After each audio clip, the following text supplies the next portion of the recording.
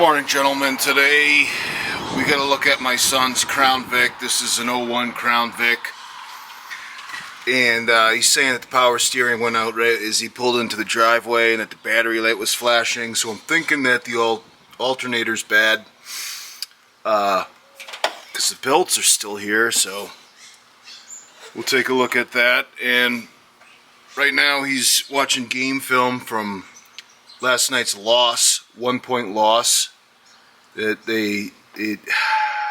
Fortunately, this team didn't come out ahead. But okay, he's looking at game film right now, and as you can see, there's not a lot of room to get down in there, right? So you got a beater watch. You know, you can't. You're gonna get it dinged up, right? When you're reaching down in there to get to the alternator, you're going to be hitting stuff with your beater watch. Okay, look at all the stuff that you could scratch up the beater watch. That's one reason why no matter how rugged a beater watch is, it's going to take hits, it's going to get dings, it's going to get scars. So your beater watch should always be within your budget of replacement. You shouldn't stretch out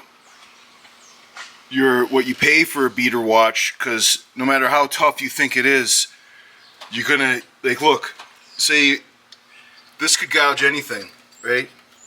Even if you have like sapphire glass, you're gonna run your watch into something that's gonna ding it up, right? So you have to be comfortable with your beater watch taking hits, and it has to be that, you know, if it does get destroyed by something, whether it's paint, really strong solvent, spark from a welder, or, you know, something that you wouldn't even be able to sit here and imagine. You know, maybe like a comet strike. You know, could your watch last like a meteor impact? Probably not, okay? So you have to be able to replace it. So a beater watch has to be durable and within your budget, alright? And, you know, not a whole lot of room to work with, but this is a Crown Vic, so plenty of room compared to today's vehicles. That's one advantage of having an older vehicle, is you got a little bit of room to work with, right? This is an '01, so it's one of the last few years where you could actually get your hands in there. You know what I'm saying? Forget about easily fixing your own car with today's hose forms, right? But anyways, when Andrew comes back, we'll start working on this. We'll work on it together, and then Donald has his birthday party today.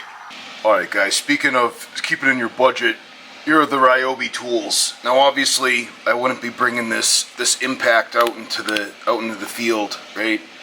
To tighten up flanges at an oil well, but suitable for home use in the garage, right? And this, I think that this thing's really useful. It's like a, you know, a 3/8 socket, but it's motorized. I forget what they call it. It's not impact, just like a motorized socket. Because when you have, like, say you have a regular ratcheting socket, like, sometimes the problem is that, you know, you have to push in and turn, you know.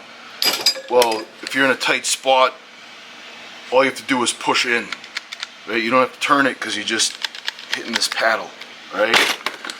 So, you know, Ryobi tools, I mean, I'm out here saving money. If one of these break, I'm not going to really cry about it. Just, you know, at that point, buy another one, and if it doesn't break, just keep on using it till it does, right?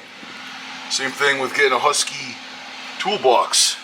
You don't need to spend a fortune on, you know, Snap-on or whatever. So when it comes to the beater watch, same type of idea. You got to stay in your budget on a beater watch. So this Mudman's $380. Now to me, that's a good price point for having an extremely durable watch, for reasons I've explained before. Most notably is that when you're out in the field and your watch breaks, you can't just run into town to the store and get a replacement, right? So $380 is a lot. Some might say that I paid too much for these Ryobis and I should have just got Hyper Tough. Well, that's all about you and your budget. You know, what you can afford. And, you know, obviously it would be awesome to have Milwaukee tools, but if you get more Ryobi tools for the same price, and they spend most of their time and just sitting here in the garage, those are things you got to consider. So when it comes to the socket, the Ryobi insists on having this type of battery set because they've like sworn an oath for it to be backwards compatible.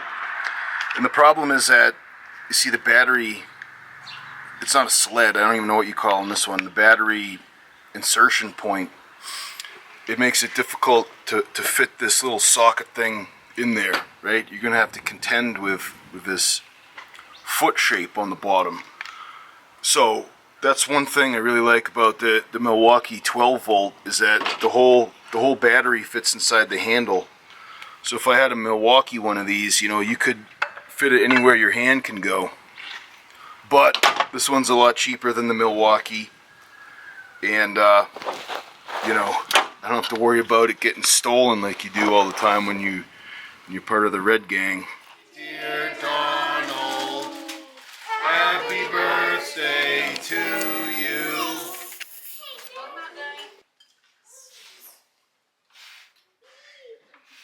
All right. Yay! Look at that.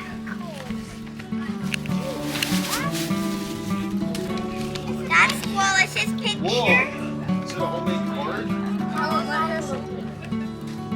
Ooh. He got 220. Oh no, alright, those are supposed to be for me. No, Put them down there, Donald. Whoa! Keep fighting. Oh! Donald, come over here. Phil's making Superman beat up Batman. You gotta be Batman. Alright, make him fight back.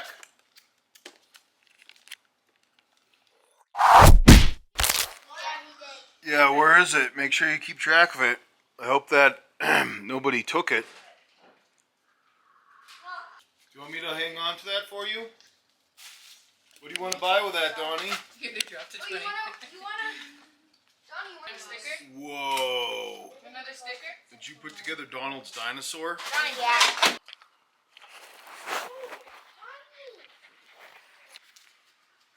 Hey, Daddy. Yeah. What? Oh, no, no, no, no, no. Oh!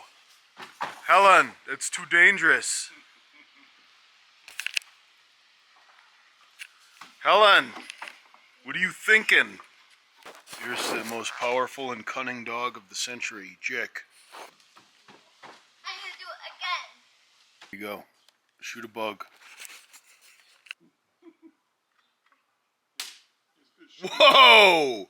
Did you kill the bug, Dun Dun? Shoot the bug. Is it dead?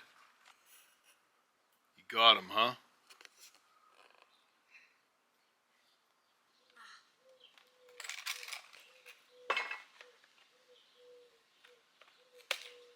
What are you making?